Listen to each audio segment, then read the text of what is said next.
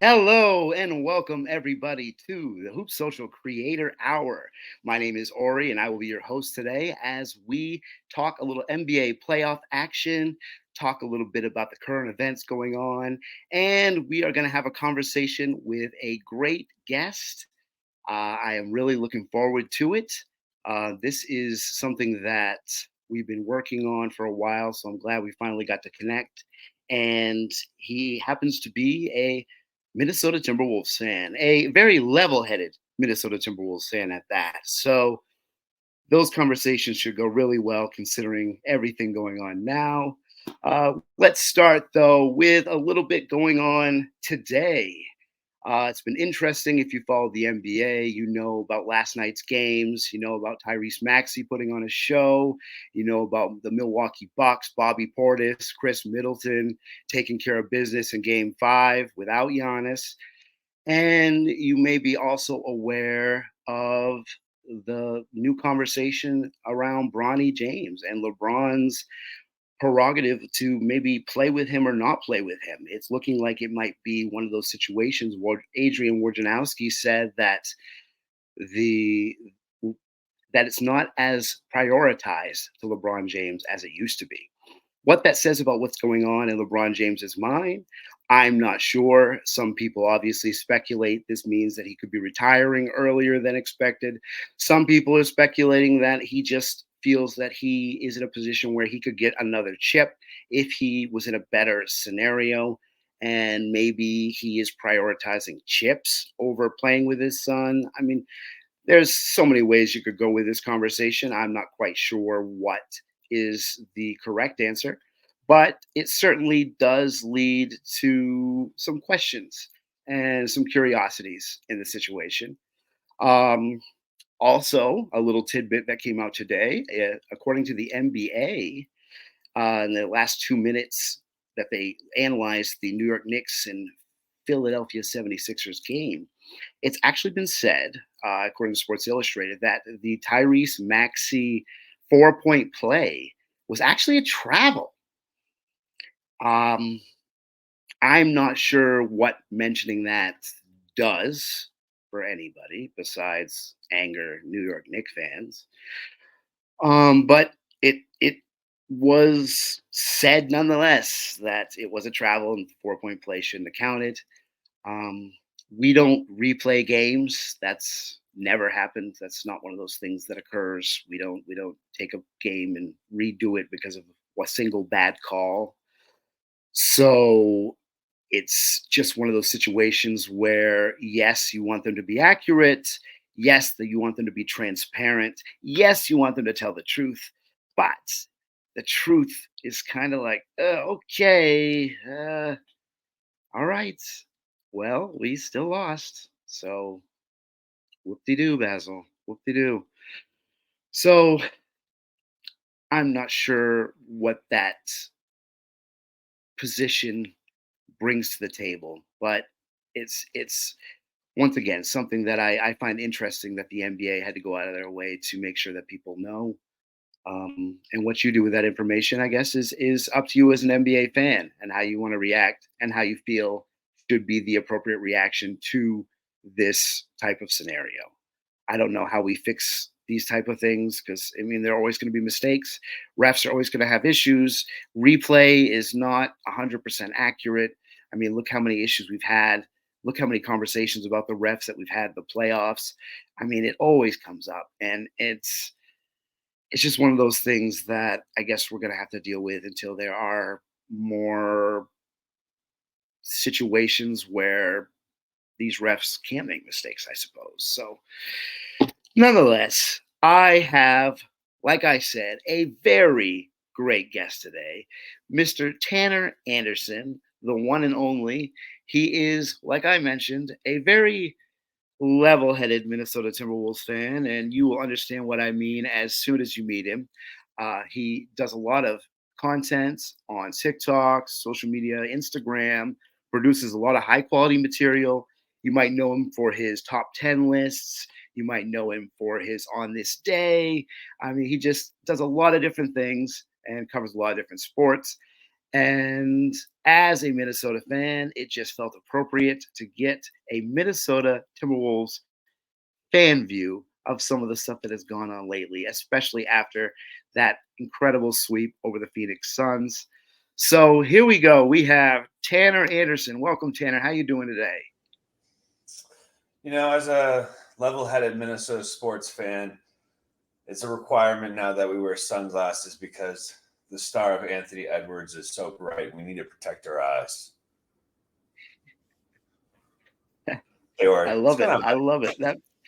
That makes sense. Anthony Oh, Edwards. I Oh, feel like I you have to have got to be revel for a stoked. second in success for the first time in my life with the Minnesota Timberwolves since I was 15 years old. Because if the past 30 years of Minnesota sports have taught me anything, that this is going to end very, very soon. And the Chris Finch injury was one of two things. It was an omen to a team of destiny that was going to come together. But I had felt this feeling one time before in recent memory when Stephon Diggs caught a pass against the New Orleans Saints. I go, oh my God, this is the moment. The curse is broken. Minnesota's finally going to win a Super Bowl. And then they went and got curb stomped the next week by Philadelphia. So I'm not confident that this Chris Finch injury, albeit a potential omen of togetherness, is not going to end in similar painful fashion. But with that said, Wolves are probably going to sweep the Nuggets. I absolutely love your confidence and optimism. I mean, because Minnesota fans, let's just be frank, don't typically have too much of that. So, what We I'll shouldn't. get into you. I'll get into you a little bit, but I have to know what makes you so confident. I think we're actually going to win in 6. You know, as a former player myself, the regular season games. If you not everybody watched them, they just caught the final national television game. But the first two, we beat them by 50 points combined when we were both fully constituted. And then the last two, we didn't have Towns. And then in the second to last game that we lost by 3 to them, we didn't have Gobert, Towns, or Naz Reid. And it's just a bad matchup for Denver because we have the wing defenders that guard their shooters. And you don't stop Jokic. You just wear him down. And he's going to get his 30, 15, and 10. But we make him work for it because we've got bodies to throw at him. And we have smart defenders in Gobert, Kyle Anderson. Naz Reid's not terrible. And so I just feel like we're not scared of them. We're not and they're not scared of us either, for the record. So, and it's just one of those things where the mystique. I think if you gave them true serum, which Mike Malone kind of alluded to after beating the Lakers, when the reporter asked him, "Is he going to, revel in this victory for a little bit?" and his exact quote was, "No, I've got to go prepare for that beast in Minnesota." You follow Denver social media and hear Denver quotes like Michael Porter Jr. after they beat us by 3 without Naz Reid, Rudy Gobert, and Karl-Anthony Towns. And he's in the post game going, we got to figure some stuff out because we're fairly certain we're going to see that team down the line. And it's not good. And so, yeah, I know none of the national media is going to pick us. And that's the way we like it. But Anthony Edwards feels a little 2006 Dwayne Wadey to me right now. Ooh. Now that is a take. Okay, so we'll get into this. We will return to the Minnesota stuff. I need to know, and I'm sure the fans and the people that follow the Creator Hour want to know. 98,000 followers on TikTok. Oh, How did content creation become part of your MO? What drove you and started you into that line of creativity? It was an accident. It was an accident. I didn't have TikTok all through COVID, so I produce movies. That's my job. I make movies, and so I had a movie that came out right before COVID for Lionsgate, starring Alan Ritchson, who's Jack Reacher now, and it did pretty well. And then COVID happened, and all my movies went away. And I spent 8 months writing things, getting things set up, raising financing, and then the little bit of the crash occurred and all my financing went away and nobody was buying stuff.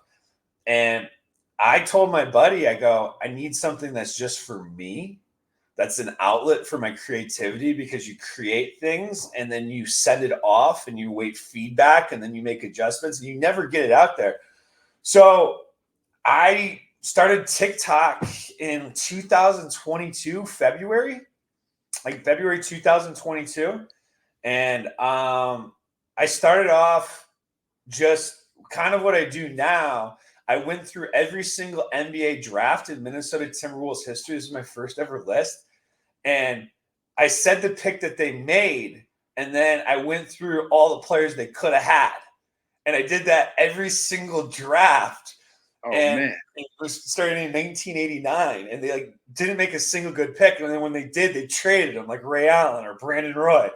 And so I did that, and I had 44 followers, and I was just sending it to my friends. And my friends like, this is fucking hilarious, man.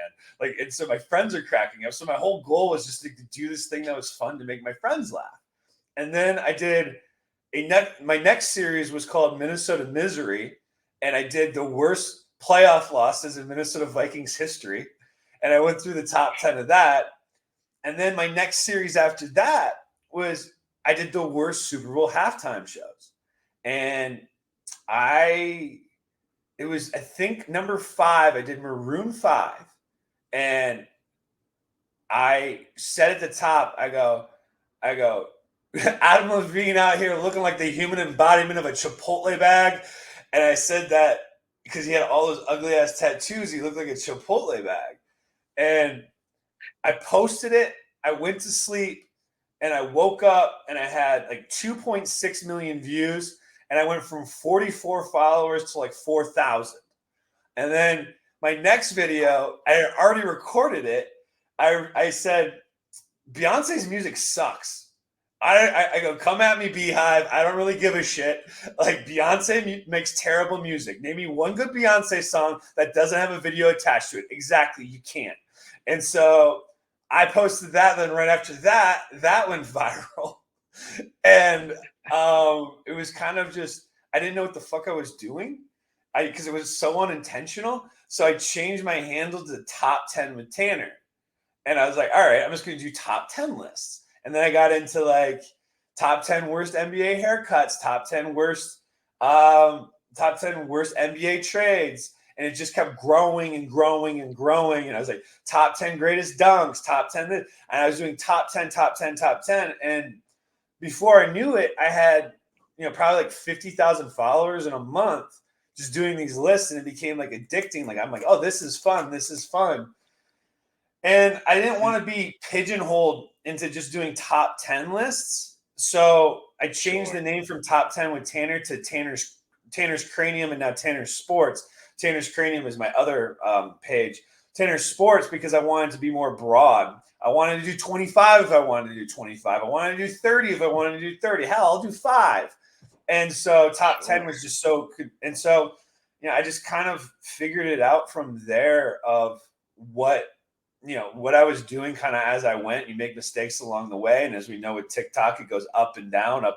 And you just kind of have to ride the wave one way or another. And yeah, I mean, probably parlaying into your next question is I started doing this for me, for fun. So I still do this for me, for fun. So I don't really give a shit what you think or what the audience thinks, because I'm not doing it for you guys. I'm doing it for me because I'm having a good time doing it. I have a question that I'm curious in answering, and I better be damn curious in answering the question, because it's a fuck ton of work. It's a fuck ton of research. And then after I do all of that, I got to go record it. And if I'm not enjoying it, the audience is going to know. So I better really, really enjoy it. And I didn't start it to become famous. I didn't start it to make money. I started it to have an outlet for my creativity. And so I've never taken brand sponsorship deals because, one, I work other jobs. I don't need that. And two, it's not really what I do. I do this shit for me. And there was a point in the rubber meets the road where I was a little bit more, I initially started it as a caricature. I called it the human embodiment of the internet troll. So I wanted to act like a troll. I was like, this motherfucker right here. Like, I was really outlandish. And then I caught on that the 12, 13, 14-year-old boys are listening to what you're saying as gospel. And like, you had a responsibility to like not be ignorant. And so that's when there was like a switch that happened where my page actually didn't go very well, where I took away the character completely, and I was just spitting history, NBA history, trying to teach these kids about Bob Pettit and Elgin Baylor and doing really historical stuff, but talking like this. Right. Now I'm kind of back to like a happy medium where I have a caricature because it's more engaging to watch, and while also knowing who I am and what my audience is and how to not and how to still educate them. And what it was crazy, what like an epiphany that I had recently was I was watching Ryan Gosling on Saturday Night Live, and I'm watching it, and it was right after the Oscars. I'm like, dude, this guy, every room I go into in Hollywood, everybody's talking about Gosling. Everywhere, everybody's talking about Gosling. What is it about him? Because it's more than just the good looks. I go, you know what he does better than anybody I've seen, probably since Paul Newman? Brad Pitt's really good at it too. Is he is so self-deprecating, and you can tell he's having fun. He allows the audience to have fun as well because they're in on the joke. So why don't I have fun while I'm teaching people things? So recently, like the Worst NBA Contracts. If you go watch that compared to something I did 5 months ago, you'll see this little contrast of just me trying to have more fun, but I'm still giving the same information. I'm just enjoying it a little bit more, if that makes sense. Yeah, absolutely. It makes a lot of sense. And I think, you mentioned your ability to do this regardless of what people think, because you would be doing it anyway. This just gives you a platform to share what you would be doing.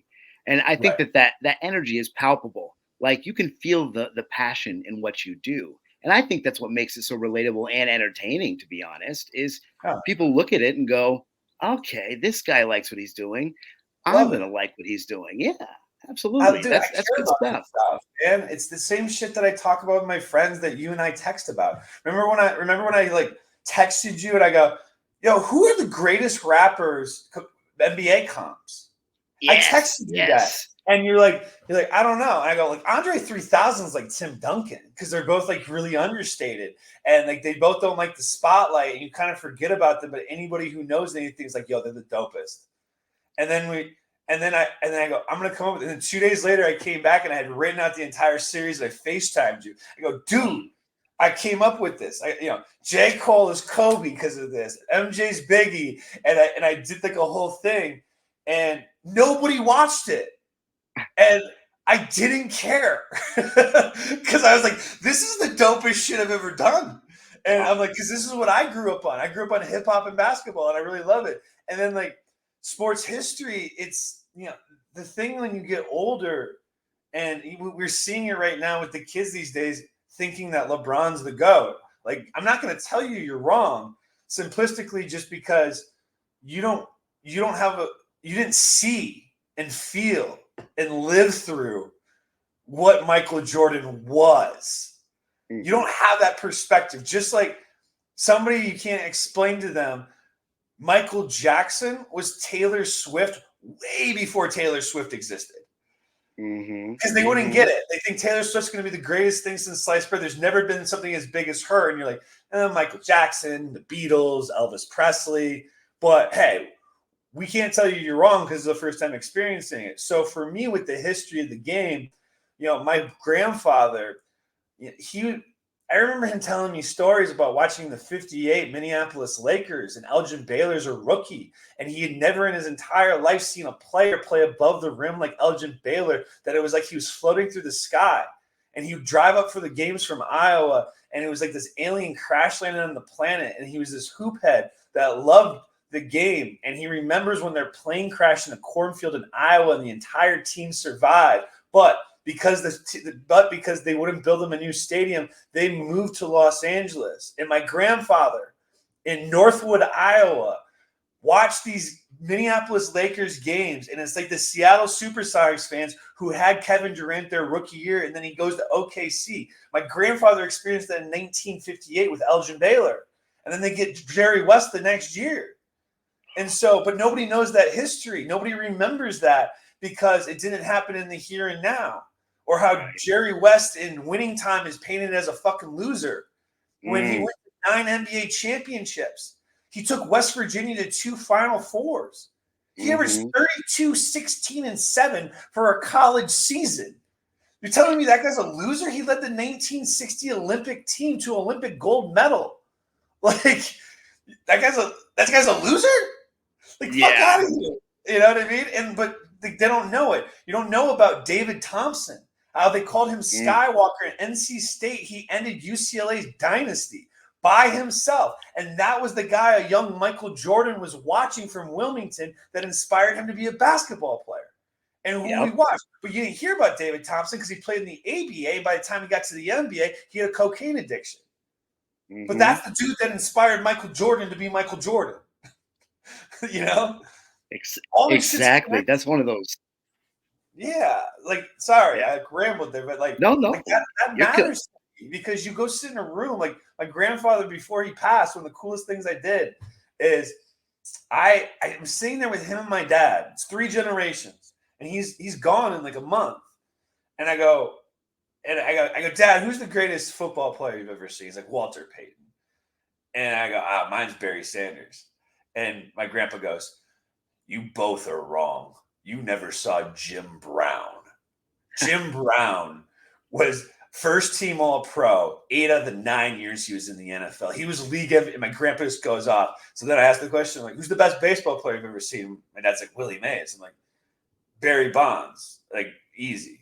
And my grandpa goes, let me tell you a story about Ted Williams at the old Met in 1952. I'm sitting behind home plate, and a ball is thrown, and the pitcher and catcher start arguing, saying it's a strike. And the umpire turns around and goes, it's not a strike.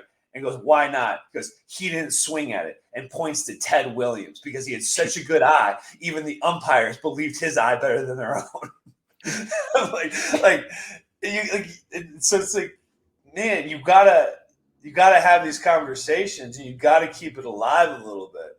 Like, and I'm blessed with a memory that I can remember a lot of stuff. Like, all my videos, they're all memorized. I don't have a script.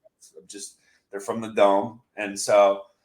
But this shit's important to me because in life, if you don't remember, the past, like, it kind of just dies. And like the adage in a very morbid sense of the term is like, history has a tendency to repeat itself. Mm-hmm. Well, we also know what happens in history of sports when people don't talk about it, like the Negro Leagues.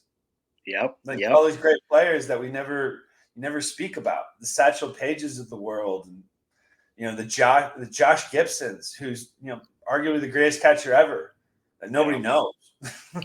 It's our point. We gotta, like you mentioned. I mean, we can have fun with it, but I think the educational portion of things is so important, especially because I don't think it's not about changing people's minds. It's about just opening them, in my opinion. Just be open to history, look at history, and it gives you a better understanding of just the evolution of the game. And that's great. That's well said, that you're never going to change people's minds. I don't think anybody on the internet that thought LeBron was the GOAT or Michael was the GOAT saw a video of the opposing argument and changed their mind. It's not going to happen. It's never going to happen. And that's fine. I just want people to consider, how would we be talking about Magic Johnson had he not had to retire at the age of 32 from HIV? Mm-hmm. 9 NBA Finals appearances in 13 seasons. What about Larry Bird? 84 to 86, arguably I think it's the greatest run in NBA history. 3-year run. Right up there. Absolutely. Have that problem. Let's just talk about it. Mm-hmm. You think Wilt's better because he put up better stats than Bill Russell? Okay, that's that to me is like saying Kobe was better than Duncan. I think Duncan was better than Kobe. Mm-hmm. Like, we can have that argument all day. I think Duncan was better than Kobe. And then you're going to say, oh, well, Duncan had 3 Hall of Famers on his team, or 2 Hall of Famers, 3 with David, the Admiral, and a Hall of Fame coach. Kobe didn't have a bunch of fucking schmucks. Right. Jack, he had Phil Jackson, then he had Powell. Like, and so, it's like, but you have to know your shit in order to have that debate. Mm-hmm. And or why does nobody talk about Moses Malone anymore? Top 15 player of all time. Mm-hmm. Moses, very underrated. He's incredibly underrated because he got out of the social zeitgeist after he retired. He didn't have an aesthetically pleasing game. And the same thing's going to happen to Tim Duncan unless people talk about him. And the same thing happened to Karl Malone for other reasons. Yeah. But it's similar shit. Yeah. So, man. So that's okay. So now, not to completely go off the rails here or change gears, but I have to know how, and maybe this is not meant to sound offensive as it's about to sound. Yeah. But how does one become a Minnesota Timberwolves fan? Grow up in Minnesota. Is that the only prereq? Is that the only way that this happens? Well, not yes and no, right? It's like I cheer for all the Minnesota sports team. I grew up in Minnesota. My dad played college basketball, and my dad was a basketball junkie, and he's from Iowa. He played in Northern Iowa.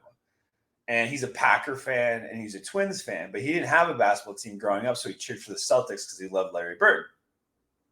But it wasn't his. And I remember in 1995, I went to Kevin Garnett's rookie year. He came off the bench. They were playing the San Antonio Spurs. Doug West got ejected for the game because it was when the referees – it was the lockout of the referees, so it was the backup referees of the CBA were reffing the game, and he called the ref dude. And the ref got pissed and kicked Doug West out of the game. And Kevin Garnett came into the game, and he was long and lanky and raw. And it felt like he had 30 and 18. I think he had like 15 and 7. But he had good seats, and I'm watching this. And in a car ride home, I'm just talking to my dad. I'm like 8 years old. I'm like, Dad, when he did this, when he did that, when he did that. And my dad traveled a lot for work. He had teams. He worked for Accenture, and he had teams in India and in Germany. So he was always gone. And so he bought season tickets in 1996 to the Minnesota Timberwolves. And he made it a point of coming back and going to every game with me. And so from 1996 till 2006, I went to every single Minnesota Timberwolves home game. And, I saw the whole Kevin Garnett prime era. I saw Michael come through there. Dennis Rodman kicked the cameraman. I was there. You see them all come through. I saw Kobe right when he's Western Conference Finals, and he's got the rape trial, and he just got off the private jet. It's 2-2, and he drops 40 and has that up and under dunk, and it's right in front of me. I was like, oh, shit. Like you see it all, and you just, and my dad – we would get in the car, and he would just ask me, he's like, so what'd you see?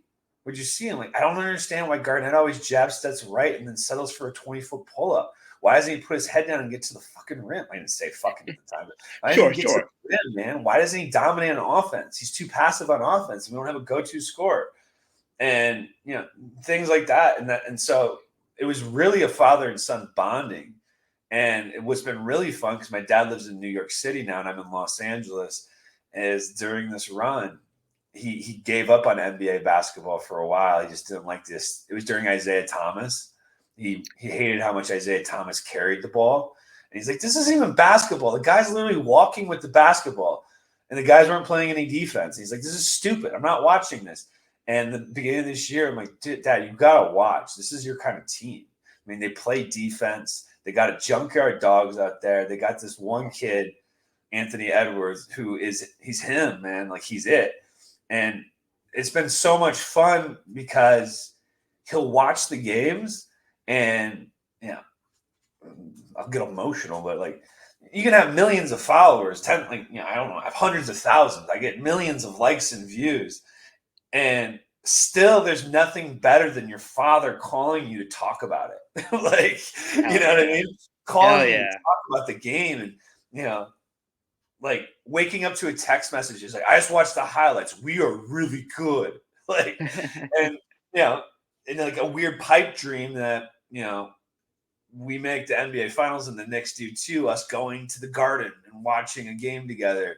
So, like, it's a father-son thing, and you become a basketball fan with the Timberwolves, and then through the lean years. I had friends during the Ricky Rubio era, Kurt Rambis, triangle offense, Johnny Flynn, Michael Beasley, Darko Milicic, that I would cancel plans on a Friday night to go watch a 14-win Wolves team, and I would not go out to dinner with friends. And, like, my buddy Will, who's from Boston, told me like 4 years ago, he goes, I've never seen a person that is a bigger fan of a shittier team than you. And I was like, yeah, man. I love it. Like, I love the team. I don't know what it is. I talked myself into Derek Williams. I talked myself into Corey Brewer. I talked myself into Alexi Shved. I thought he was Reggie Miller. So, yeah. Oh, Alexi Shved, Yeah, Reggie Miller. That's how I get Now excited. that's I love that. But see right there, that is the beauty of sport. Sports. Like that story, that's like, people say what they will about them being distractions and them being unserious and people get paid too much and yada yada. I understand the hatred, yada. But at its core, there's still some beautiful simplicity to what sports accomplish for people and how they can bring people together. And Right. I think that there are certain things in sports that just only happen in sports. And they're just beautiful things. And that thing with your dad and having that relationship and having that with the Timberwolves, I mean, that's awesome. That's really awesome. And now I totally understand. I get it 100%. Nobody can call me a fair weather fan either. I've been through the rough. My dad told me, and like I wasn't expecting to get emotional there. You don't realize how much it means to you. I knew how much Minnesota sports meant to me because the city means a lot to me. But I remember my dad. It was about a year after his dad passed away, because he's from Iowa, and everybody in Iowa cheers for the Iowa Hawkeyes, like the basketball teams, the football teams. Like, they're crazy down there. And I'm from Minnesota. Like, we don't cheer for the Iowa Hawkeyes. We don't even cheer for the fucking Gophers. We don't cheer for college sports. And I called my dad and I go, what's the one thing you miss most about your dad being gone? And he goes, talking about Iowa sports. I guess I don't have anybody else to talk to about it. He goes, your sisters, they fill voids for me in other ways. And, I talk about sports, but that's the one thing that we had together. And, Minnesota Timberwolves is the one thing that him and I have together. So, Yeah. That's and see, I, as a Celtics fan, my grandfather, who passed not very long ago, a few years ago, we were very close. He was a big Bill Russell guy. And it's funny, you mentioned the generation thing earlier, how you were going through the examples, and we had the exact same. My grandfather was the Bill Russell guy. Then my uncle, who's like a father figure, was Larry Bird, and then it was me coming in with Michael Jordan. You guys are crazy. What about these? What are you talking about? It's just great. I love that about sports, and I love that for you, that it's so impactful in your own life. I mean, that's something that I think is just it delivers a level of happiness that you can only capture from certain things like this.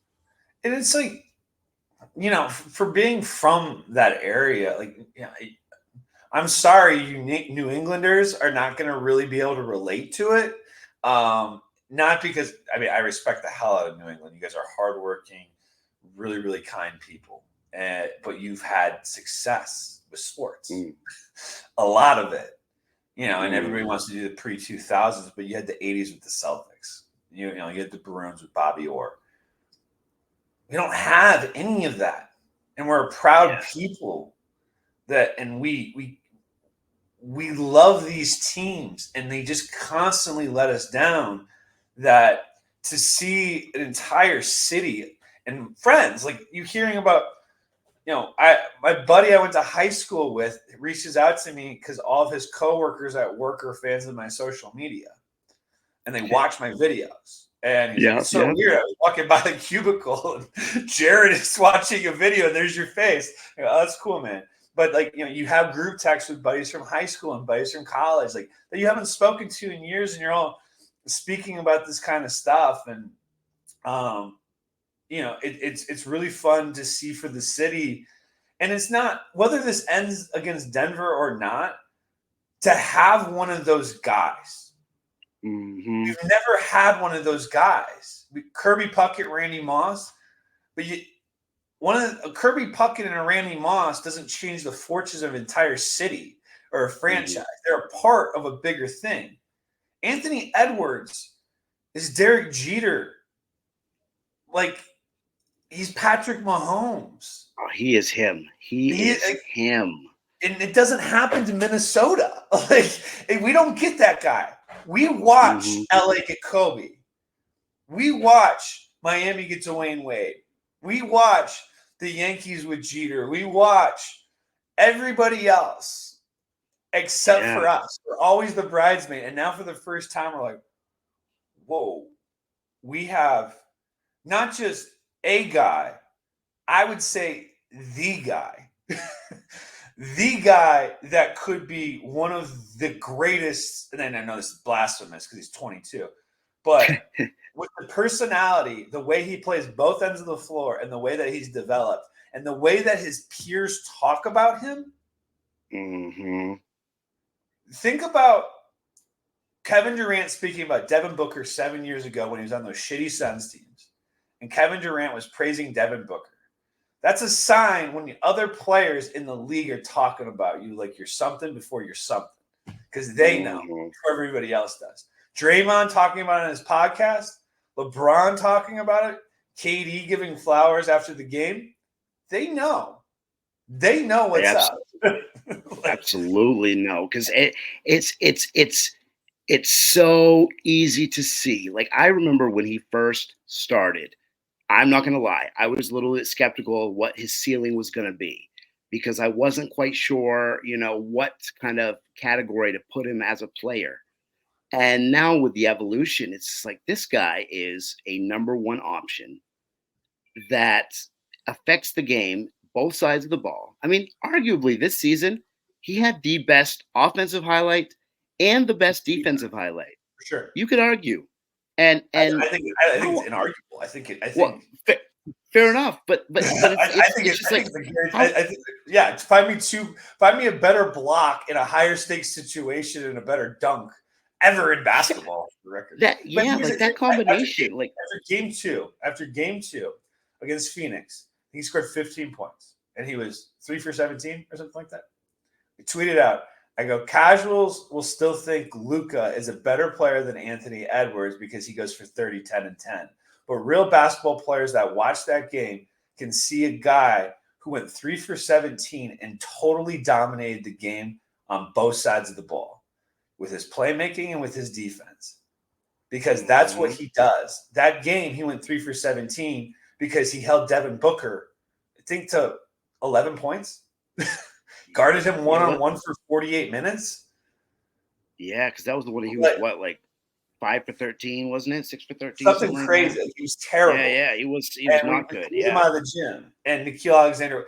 And that's the difference for me. If I'm starting a franchise, I'm obviously biased. I never was a Trae Young.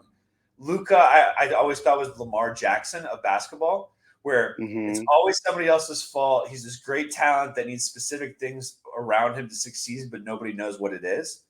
And it's always somebody else's fault when it doesn't. So Luka, to me, until he learns to play both sides of the ball, which I don't know if he has the lateral quickness to do as such, to me, it's an Ant and Wemby conversation. That's it. I like that. I like that thought. I can definitely see that because Wemby is phenomenal. I've talked about him numerous times this season. I think he's just absolutely incredible. And Orry, Anthony Edwards is awesome. Orry. What I was just in what? Spain. I was just in Spain. So I was in Madrid and Barcelona. So I'm sitting at the Four Seasons bar in Madrid, and I start talking to this couple. They're from San Antonio, Texas. And this guy, I'm talking like, so what do you do for work? He goes, I'm the Spurs doctor. I go, oh, really? And he goes, Wemby's a freak. I'm worried he's going to get injured. And he looks at me dead. He had a gin and tonic. And he looks at me. He goes, we are looking at all of his scans, and he's rewriting the curve because it doesn't make sense. This guy doesn't make sense physically. He's trained since he was a kid to keep his body in pristine shape. They don't see any signs of any wearing down, breaking down with the feet or the knees. And I was like, oh my God, the Spurs doctors are literally befuddled because this guy's an alien. That's fascinating. Yeah. I could see it. I mean, Yeah. you look at him just like he's doing things obviously in this rookie season that supersede all the hype that came in. And considering that hype train, I know I've mentioned it before, like that to me is just super impressive. I agree, man. It's going to be fun, but yeah, Anthony Edwards, man. Anthony Edwards. What like I know you mentioned greatest player. He can be in one of those conversations, obviously he's young and we need to keep that into consideration, sure. But the ceiling on this kid, given his motor, given like his mentality, I think that like, and he also has like a level of humility. Like I find it very hard to dislike this kid.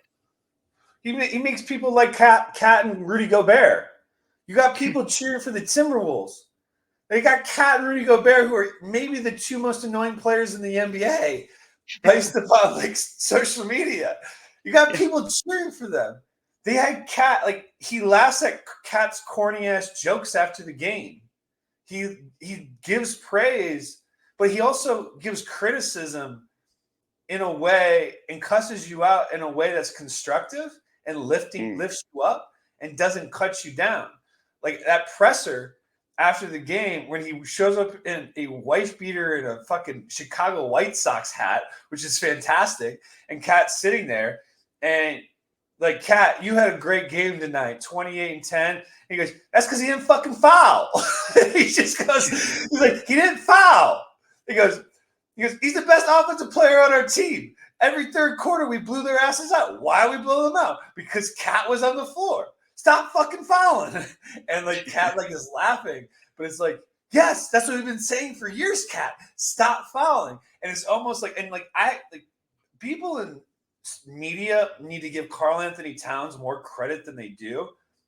Say what you want about his game, say what you want about his personality, but how many NBA players at his stature with that ego would so gracefully take a back seat and let another guy lead a franchise that you have been leading for 6 years and you don't hear a peep?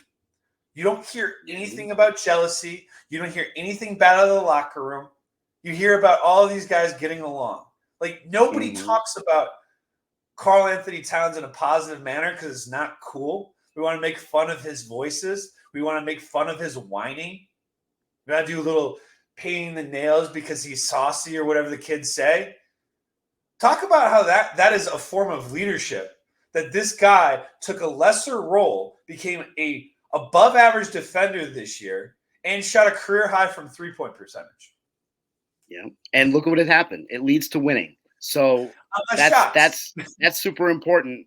And for him to take that back seat and have it lead to winning, it looks like a real leader. That's what leaders do, right? So, and can we also, like the other narrative, and as a level-headed Minnesota sports fan here, the other narrative is that Rudy Gobert gets ran off the floor in the playoffs.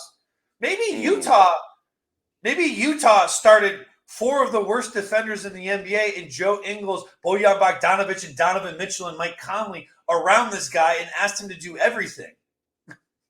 Maybe that happened. Yep. Instead of him, the 4-time defensive player of the year about to be. You give him. Look what happens when you give him perimeter defenders. You surround with Jaden McDaniels Anthony Edwards, all these wing defenders, and all of a sudden, once again, yeah, elite It's a, defensive player of the year. Like it's a I vacuum. Rudy's not the problem. yeah. Yeah, it's just Now, so it's fun. It's funny to me. speaking. Go ahead. Go ahead. Oh no, no, I was just gonna say. Speaking of Rudy, that's a nice transition. I was curious. Now, with hindsight and success from this season, how do you view that trade? What I said from the beginning after I cooled my heels, it was a lot of picks, right? And you see the price tag and you go, okay, how much?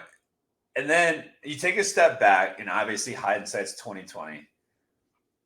The thing with that trade that nobody ever talks about compared to the PG trade, Minnesota didn't give a single blue chip prospect in the deal.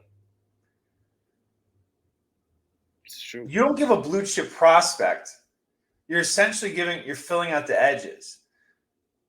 Lauri Markkanen, a star, is he a number one on a championship team? Probably a number 3 on a championship team, I would imagine.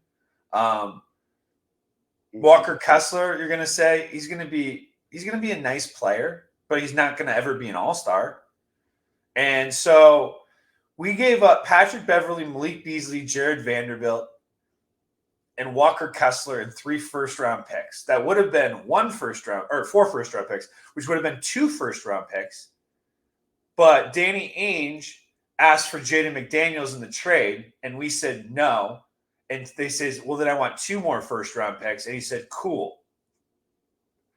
So would you rather have 2 more first-round picks and not have Jaden McDaniels, or lose those 2 first and keep Jaden? So the PG trade is so much worse because they gave up SGA. They gave SGA, who's going to be MVP candidate. We gave up Walker Kessler. Absolutely. What are we talking about? And people want to do the block numbers. not Walker close. Kessler has as many blocks per game as Rudy Gobert did in his rookie year. I go, blocks are a byproduct of being on a shitty team because there's so many rim opportunities. Rudy Gobert doesn't have rim opportunities to block shots because everybody's scared. They run a circle. Like, what are we talking about? That's true, though. These are valid. These are valid points. This is not ridiculous stuff that you're saying. I mean, it's not. You happen to be you happen to be coming across very level-headed. Very level-headed. There it is. Yeah. Like, what I've loved if we didn't have to put the swaps in, sure, but everybody in that building knew. And here's another thing. Here's another pet peeve of mine. I love the argument of everybody on the same timeline. Everybody on the same timeline.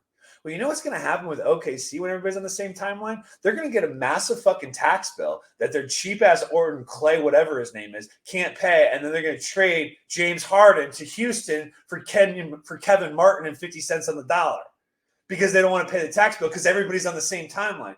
You know what's crazy about this? We have 3 guys, Nas, Jaden, Anthony Edwards, 22, 22, 23. Karl Anthony Towns, 28 years old. Rudy Gobert, 31 years old. Mike Conley's the one at 36. But our timeline, we just shifted on down. It's a longer timeline. You spread it out and you can pay the guys. Mike Conley just took a discount contract. Jaden's contract kicks in next year. Towns' contract kicks in next year.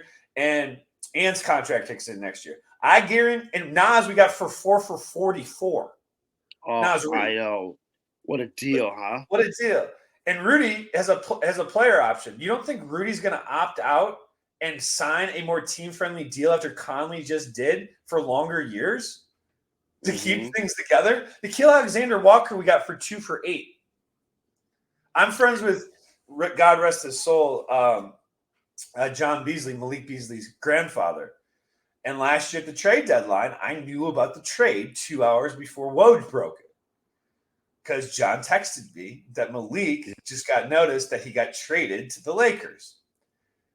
And when I found the details out from John, God rest his soul, and we got Nikhil Alexander-Walker and Mike Conley back plus 3 second-round picks for D'Angelo Russell, I tweeted out, and everybody called me a casual, and everybody said that I didn't know what I was talking about and show receipts. One, I'm not going to screenshot my fucking text messages. When I have receipts, I know people. I have a track record. I know a few fucking people. So usually what I say is pretty good. I'm not just making things up. And two, I said, this is an incredible trade by the Timberwolves. And everybody thinks NBA 2K, D'Angelo Russell can score. He's got the highlights. I'm like, Nickeil Alexander-Walker is such an underrated player because he's a lockdown one-on-one defender that you can put on an island and he's not going to get torched. And what's the playoffs? It's all about matchups and guys that get on an island and how you defend them and switchability. And we saw it in the Phoenix series where it was like, Kevin Durant beat us 1-on-5. Good luck. Good luck. 1-on-5. You're one of the top 15 greatest players of all time. Beat us 1-on-5. Go ahead, knock yourself out. Like, we're gonna face guard. That big three of Phoenix couldn't do anything. I mean, they couldn't do anything, and that was supposed to be their elite skill is shot making and offense and shot creating. And Minnesota made them look very pedestrian for that series. So to bring this full circle, Bruce Brown at the end of last year's playoffs said the team that gave us the hardest time was Minnesota, right? Mm-hmm. The details of that series. Jaden McDaniels didn't play. Injured. Naz Reid didn't play. Injured. Kyle Anderson missed the last 2 games. Injured. And Minnesota led every single game going into the fourth quarter. So you're telling me, now fully constituted, with another year under their belt, and a year older, a new defensive scheme that Rudy's more comfortable in, that somehow that's going to get worse? That's okay. Okay. So as we approach the ending here and we get closer to the end of the show, you mentioned Minnesota in 6. Yeah. Minnesota makes the NBA Finals. What they make it to, say, Boston. Are you confident enough that you pick them over Boston as well? No. Porzingis, it matters, right? Yes, that's for sure. Horford, is Towns' mentor, and Towns always struggles against Horford really badly. Horford has mind games on him. Derek White, Drew, Jason Tatum. That's tough. Like they can go toe for toe. Now, if you're telling me Porzingis calf strain is an Achilles thing, I got a different take on this. I think Boston, you can't replace the experience of having been there before, getting deep in Minnesota's first time. And I really do think that Chris Finch getting injured is a huge deal. Like not having your head coach on the sideline coaching your team and the assistant coaching it. Chris Finch is a finalist for Coach of the Year. He's improved every single year.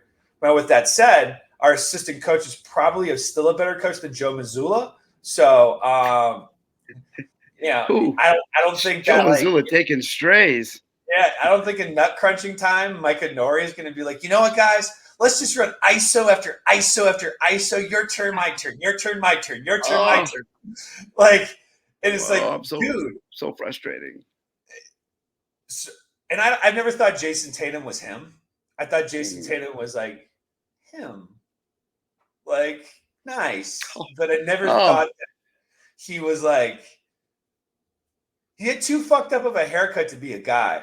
You can't have that fucked up of a haircut to be and those bad tattoos and be one of the guys. Think about it. Larry Bird had a fucked up mullet when he came in the league, and they got that shit cleaned up. Name another guy that was an all-time great that had a fucked up haircut. Yes. Rules of science. That's why Trae Young. I don't think Trae Young ever going to get there. Fucked up haircut. Can't do it. Luka, snaggletooth. Too ugly. Can't do it. Sorry. But Victor Wembanyama, perfect teeth, great waves. Look at that kid. He looks like a stud. Anthony Edwards, $1 million smile. That's a star. Dwayne Wade looked like a model. Michael Jordan was a beautiful man that made suburban white women uncomfortable. That says something. Magic Johnson, there's a reason he got HIV. Like, Will Chamberlain, he banged 10,000 for a cause. Right. There's Jason Tatum? Yeah. I'm so biased, man. I'm so biased. I absolutely love me some Jason Tatum. I'm not gonna lie. I've seen him. His biggest issue for me is obviously the consistency stuff. He's had some so many playoff highs, and then had those playoff lows that he becomes difficult to quantify because you're like, okay, I've seen this guy score 51 in a game 7 versus Philly. Then you go, I've seen this guy also, shoot 5 for 14 in a finals game. So it's like it's just he's tough to predict because I feel He like he dances can too be much. him. Dances too much. Stop dancing He- for me. Like, Maybe, and maybe that's dance it because over here. Don't because dance, man. their pace gets so slow in the fourth quarter, and it's so frustrating I want him. because I want it, they're so dude. fast. He's been in the weight room. Like, kid's yoked. He's put on so much muscle. He's worked on his body. Put your shoulder down and dunk on some. So last time we saw him dunk on somebody's head, LeBron his rookie year, dunk on Ha! somebody's fucking head. Get in there and ask them how my dick tastes. Like, Ask seriously. hey, ask Giannis. Giannis got some of that action. He gave a Okay. nice dunk to But, Giannis. like, come on. Anthony Yeah. Edwards is dunking on dudes every game. Every game he's trying to poster you. That dunk on John Collins this season, I swear, was in my dreams. That was amazing. I was watching it Yeah, live and I ran around the room. I was I just can like, imagine. I just was like, that's the greatest dunk I've ever seen in my life. And you could see it. It was like a slow death. It was like, Mhm. like at the beginning of Saving Private Ryan when they're storming the Normandy beach. And at one point he hits like the shell and he looks around and it's all like quiet and everything's going in slow motion and you hear the screaming. When I saw Ant get the ball back from Nikhil Alexander Walker, I feel like it was D-Day. And it was just like, and like John Collins' life is flashing before his eyes, and then boom, right in his head. Like it was nasty. They dislocated his finger. Yeah, I know. He starts immediately. And that block. I mean, it's just he's a tremendous kid. And Tatum's, I know, older. Tatum may not be, have the ceiling that Anthony Edwards has, but I do have to say I do think Tatum is a him. I do think he is a him, and Okay, I think this season we're gonna see it. We wait. Orry, Denver, Minnesota. Who you got? I've got Denver. I've got Denver in 6. I'm not gonna lie. I love Minnesota. I love everything that they've done, everything that they represent. Like you mentioned, they have that dog in them. They have the pieces. They have some experience. They have some youth. They have some naivete. They're confident. They have all the pieces to make it. But Nikola Jokic, I think, is just too much. Okay, I think he's too much. he's awesome. And for the record, I love Denver. I love Denver, the city. I love Denver Nuggets fans. I love the way Denver Nuggets play. I love Nikola Jokic as a player. Like this isn't the meth infested town of Oklahoma City where the fans are just like the vile of the absolute earth. I love Denver. I'm Mm. fine with it. I just want whoever just to go smash Oklahoma City because they really annoy me. So in the finals, let's say the Celtics are playing the Nuggets. How do you feel? That's the trick right there. Is we mentioned it, you mentioned it, but the X factor for this season for me, playoff time, was Kristaps Porzingis. I mean, he's the biggest difference from last season's team, in my opinion. Drew Holiday is a better Marcus Smart, sure, but he's still kind of a Marcus Smart type. Derek White's evolution has been important, certainly, but Kristaps is the piece that makes life so difficult in ways that we just couldn't before. His post up game has been tremendous this year. I think he led the league in points per possession in the post, and just he can stretch the floor. He's still a legitimate rim protector, and just has a knack for the game that I find that he can be very fluid when he's healthy. And I just missing that. If it comes to it, I'm nervous. I would pick Denver if we don't have Porzingis. Not gonna lie. I would pick What if Denver we're in playing that series. Minnesota and you guys didn't have Porzingis?